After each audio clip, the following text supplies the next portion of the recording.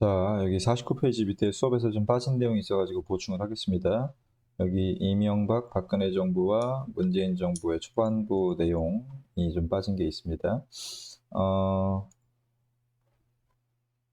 자, 노무현 다음으로 대통령이 됐던 이명박 대통령은 당시 미국과의 관계를 굉장히 중요시하는 한미동맹 강화를 위해서 노력을 합니다. 한미동맹 강화. 미국과 우리는 6.25 전쟁 이후로 계속 동맹 관계였었죠. 그래서 굉장히 동맹적인 관계가 강했었는데, 노무현 정부 때 이거를 좀 약간 그 사건이 하나 있어가지고 미국과의 관계가 악화됐다라고 주장을 했었습니다만은 노무현 정부 때도 막 그렇게 약해진 적은 없는데 요거를 강화하겠다고 자기는 이제 더 강화하겠다. 노무현 때보다 더 강화하겠다. 이렇게 얘기를 하면서 한미동맹 강화를 위해서 미국과 되게 친해지려고 노력을 한 거죠. 친해지려고 노력을 했는데 대통령 처음 취임하자마자 미국 대통령 부시한테 가가지고 이제 골프장에서 이제 만나고 회담을 하고 뭐 이런저런 얘기를 했었는데 너무 이제 좀 미국하고 친하게 지내려고 하다 보니까는 약간 좀 굽신굽신하는 모습까지 보여가지고 이게 좀 이렇게 양국의 대통령이 대등하게 만난 자리인데 지금 이명박이 약간 운전하는 모습까지 보이고 운전수처럼 그래서 이때 당시에 욕을 좀 많이 먹기도 했었습니다. 그리고 제일 큰 문제점 중에 하나는 뭐였었냐면 당시 미국산 쇠고기를 30개월 이상의 미국산 쇠고기를 들여온다는 협정을 미국과 체결하게 되는데 당시 30개월 이상의 미국 쇠고기에게서 광우병이 나타난다는 그걸 사람이 먹으면 또 전염된다는 그런 소문이 돌기 시작하면서 국민들이 이 미국산 쇠고기 수입을 반대하는 촛불 시위가 굉장히 크게 일어나게 됩니다. 이명박이 취임하자마자 몇 개월 만에 일어난 일이야. 그래서 시작하자마자 이명박의 인기가 엄청나게 떨어지는 상황이 일어났었죠. 당시 미국간 쇠고기 수입 요거 때문에 국민적인 어떤 그런 저항에 직면하게 됐었죠. 그것만이 아니라 이명박 정부는 당시 4대강 사업이라고 하는 걸 추진을 했었죠. 4대강 사업. 이거는 좀 중요 표시합시다. 우리나라를 이제 이게 왜 녹색 성장인지 모르겠는데 우리나라 홍수랑 가뭄 피해가 많으니까는 강 주변에다가 보를 설치를 해서 보라는 이제 댐 같은 걸 설치를 해가지고 물의 수량을 좀 조절을 하겠다. 그래서 홍수 날 것 같으면 물을 좀 막아놓고 가뭄 날 것 같으면은 물을 좀 풀어놓고 하는 식으로 해서 보를 설치하겠다 해가지고 4대강 정비 사업을 합니다. 근데 지금도 보면은 뉴스 이제 검색해 보면 알겠지만 지금도 홍수랑 가뭄 피해가 항상 매년 일어납니다. 항상 매년 일어나고 그리고 이 강 주변에 인위적인 건설물인 보를 설치하다 보니까 강의 환경이 굉장히 안 좋아졌죠. 그래서 이거를 녹색 성장이라고 이름을 붙였는데 환경이 오히려 안 좋아져서 지금 녹조 라떼 같은 게 나오죠. 녹조 라떼 같은 게 지금 요 강 주변의 환경이 안 좋아져서 강물이 완전히 이렇게 초록색으로 변하는 이상한 막 괴생물체들이 막 나오기 시작하는 그런 강의 환경이 파괴돼 가지고 요즘에는 이 보 자체를 막아놓지 않고 그냥 계속 열어놓습니다. 물을 막아놓으면 물이 아무래도 수질이 안 좋아질 수 있죠. 물은 계속 이제 왔다 갔다 하면서 순환을 해야 되는데 그걸 보로 막아놨단 말이에요. 그래서 지금은 이 보를 활용을 거의 안 합니다. 4대강 정비 사업이라는 걸 했었고 그래서 굉장히 국민들하고 많이 싸웠습니다. 이명박 정부는. 근데도 국민들이 반대하는 거를 다 밀어붙여서 추진을 했었습니다. 전부 다. 그다음에 공기업 민영화 정책이라는 걸 추진해서 국가가 가지고 있었던 공공기업을 민간한테 팔기 시작했었어요. 그래서 이제 팔렸던 기업들이 이런저런 게 있었는데 특히 제일 유명했던 건 인천공항을 팔려고 했었는데 인천공항은 다행히 지금은 팔리지는 않았었습니다. 민간 기업한테 넘어가면 아무래도 민간 기업은 가격을 올릴 가능성이 높기 때문에 공기업의 그런 가격을 올릴 가능성이 높기 때문에 다른 나라들은 민영화 하다가도 지금 다 중단해가지고 안 하는데 이때 이제 민영화를 추진한다고 해서 또 욕을 많이 먹었었습니다. 이명박 대통령은. 이명박 대통령이 했던 일 중에서 그나마 좀 괜찮았었던 것은 G20 정상회의라고 하는 것을 개최한 거.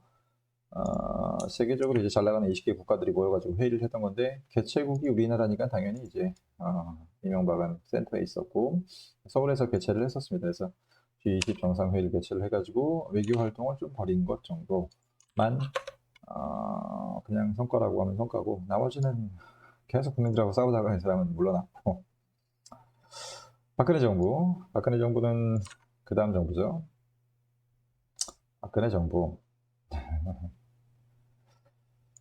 창조경제, 뭔지는 잘 모르겠지만 경제를 창조적으로 발전시키자. 항상 이제 우리나라 대통령들은 대통령 취임하면은 경제 살리겠다, 경제로 뭘 하겠다, 항상 그런 얘기를 하죠. 근데 제대로 경제를 살린 대통령은 거의 없어, 지금까지는 거의 없습니다. 박근혜 때는 이런저런 사건 사고가 많았었죠. 세월호 사건이 제일 대표적인 사건이죠. 이게 박근혜 정부의 제일 큰 문제점으로 나중에 박근혜 탄핵 때도 큰 조사 사항 중에 하나였었죠. 그 다음에 역사교과서 국정화를 추진하기도 합니다.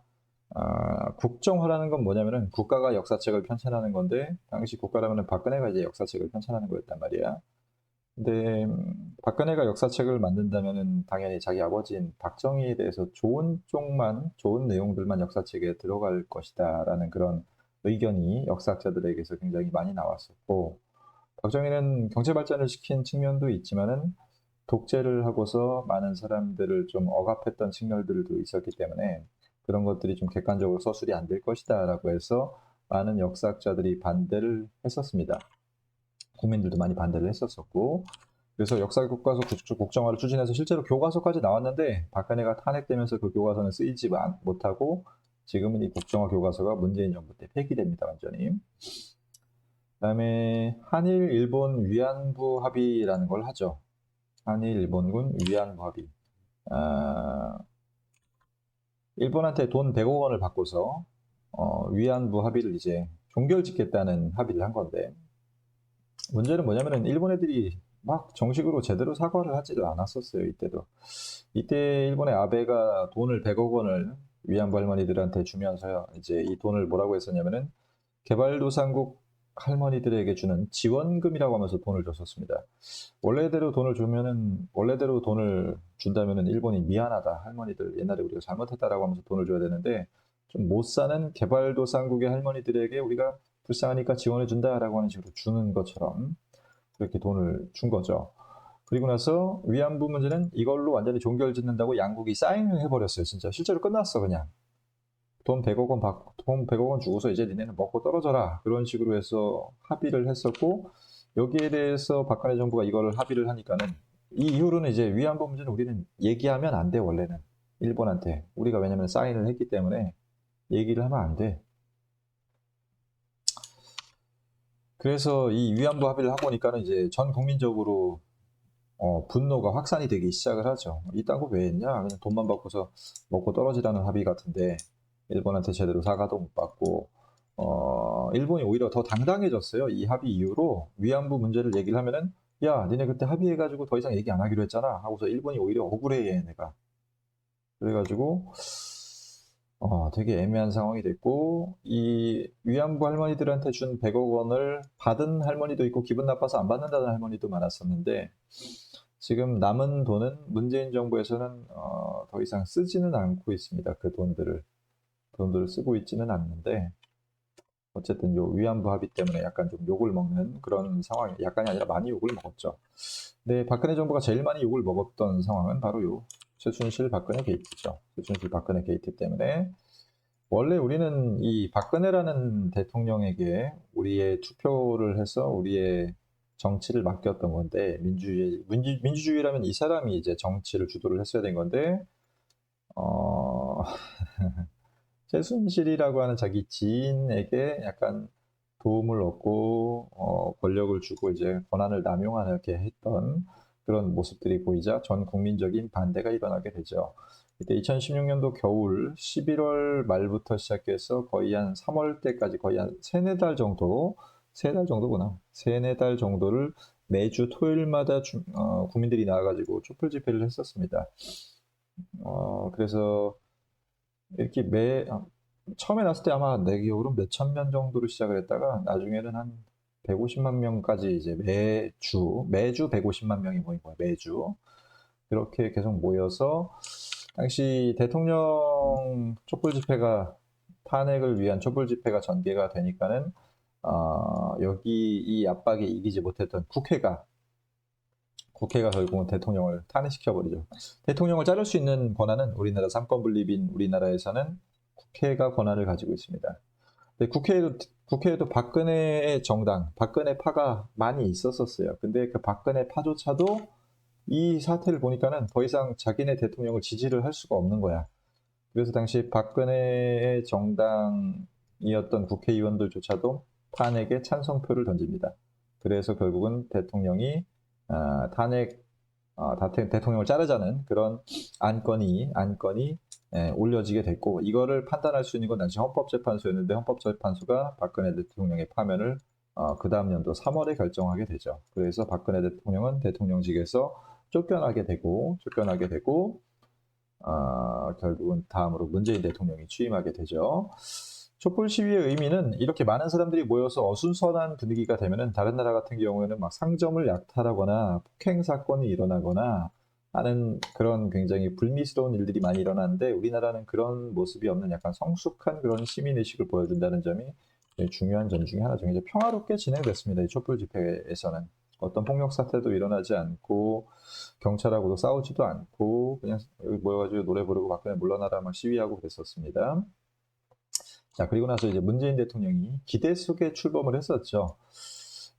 사람들이 싫어했던 당시 박근혜 대통령이 임기 말년에 지지율이 5%였어요. 지지율이라는 거는 대통령을 좋아하나요? 물어보면은 나 좋아한다 라고 했던 사람들이 5%밖에 안 됐던 거야. 그래서 싫어했던 대통령이 물러나고 나서 새롭게 등장한 대통령이었기 때문에 인기가 당시 80%의 지지율을 얻었었습니다. 초반에는 80, 한 5%인가를 얻었었어요. 처음에. 그래서 정의로운 대한민국, 국민이 주인인 정부 뭐 이런 걸 주장을 했었는데 글쎄요. 그나마 문재인 정부 때 하나 좀 활성화가 됐던 것은 국민청원이 좀 강화되죠. 예전 대통령들, 박근혜나 이명박이나 뭐 전두환, 그런 사람들은 시민들이 요구하면 다 무시해가지고 진행시켰었죠. 아까 얘기했던 소고기 수입도 국민들이 하지 말라고 했는데 했고, 4대강도 하지 말라고 했는데 했고, 역사교과서도 하지 말라고 했는데 실제로 하려고 그랬었어요. 그리고 위안부 합의도 반대했는데 계속 했고, 그래서 대통령들이 시민들 의견을 잘 안 듣는 그런 모습들이 우리나라에 많았었는데, 문재인은 그래도 들어주기는 했죠. 요거를 시민들이 원하는 대로 해주지는 않지만은 이런저런 이야기들을 듣는 그런 모습을 많이 보입니다. 소득주도 성장이라고 해서 이제 국민들의 최저임금을 올려주면은 국민들이 다 같이 잘 살지 않을까 해서 최저임금을 10,000원까지 올린다고 했었는데, 실제로 임금을 올리니까는 어떻게 됐어요? 사장들이, 노동자들이 임금이 비싸져서 못 써가지고 다 잘라버렸죠. 그래서 오히려 역효과가 났었고, 햇볕 정책 계승해서 북한이랑 좀 친하게 지내려고 했는데 지금 잘 안 되고 있고, 뭐 검찰개혁, 뉴딜 이런 거 했었지만 코로나 때문에 지금 다 중단됐습니다. 전부 다 중단돼서 아무것도 지금 못 하고 있죠. 오히려 요즘 이제 부동산 가격이 문재인 정부에서 올라가가지고 비판이 좀 많아지고 있죠. 그다음에 빈칸 좀 보겠습니다. 김대중 정부는 구제금융 지원을 요청한 게 아니라 김영삼이 요청했었고, 그리고 99년도에 생활보장법 나왔고, 노무현이 아니라 김대중 때 정권 교체가 된 겁니다. 그다음에 4대강 이거 등등은 국민들의 지지 속에 별다른 마찰이 없이 추진되진 않았고, 국민들이 다 반대했는데 얘가 한다고 그랬었죠. 대부분 대통령들이. 촛불 집회는 성숙한 시민의식. 김대중 정부는 햇볕 정책이라고 불리는 대북 화해 협력 정책을 추진해서 남북 정상회담을 개최했었고, 그다음에 4대강 사업을 했었고, 세월호 사건 등이 있었다. 끝.